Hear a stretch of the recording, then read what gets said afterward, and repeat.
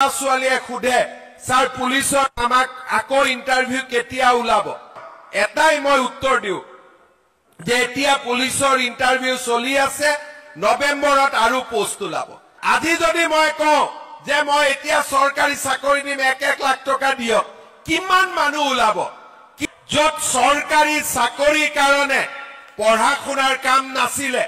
দালালত টকা দিব পাৰিলে সৰকাৰি চাকৰি হৈছিলে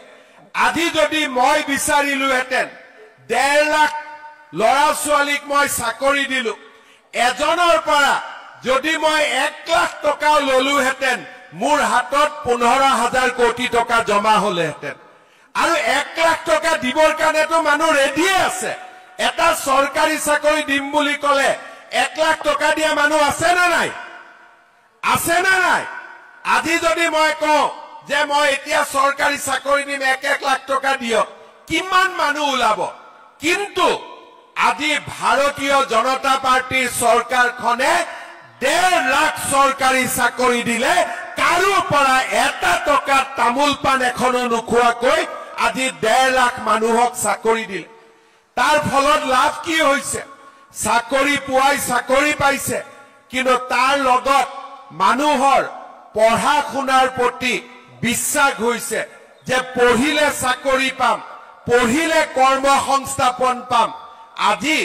মই যেতিয়া মিটিংত আহো মোক লৰা ছোৱালীয়ে খুদে স্যাৰ পুলিশৰ আমাক আকৌ ইন্টাৰভিউ কেতিয়া ওলাব এডিআৰই ৰিজাল্ট কেতিয়া দিব আৰু মোক খুদিলে মই বেয়াও নাপাওঁ এটাই মই উত্তৰ দিও যে এতিয়া পুলিশৰ ইন্টাৰভিউ চলি আছে নৱেম্বৰত আৰু পোষ্ট ওলাব তাৰ মানে আজি আমাৰ অসমত লৰা ছোৱালীয়ে আশা কৰিব পাৰে যে মই যদি পঢ়া শুনা কৰো অন্তত মোৰ ভৱিষ্যত আছে আপোনালোকে শ্ৰদ্ধা ৰাইজ 7,000 টকাৰ কাৰণে আমাৰ লৰা ছোৱালী সিকিউৰিটি কৰিবৰ কাৰণে অন্ধ্ৰ প্ৰদেশত যায় কৰ্ণাটকত যায় যদি কোনোবা লৰাৰ মৃত্যু হয় মৃতদেহটো ঘূৰি আহিব নোৱাৰে 1 লাখ টকা পাবৰ কাৰণে চাকৰিত যাওক এতিয়া আমিয়ে চিন্তা কৰিছো লৰা ছোৱালীক জাপানত পঠাবৰ বাবে জাপানী ভাষা আমি শিকাম জাপানত 2 লাখ টকা মাহত দৰমহা পাব তাত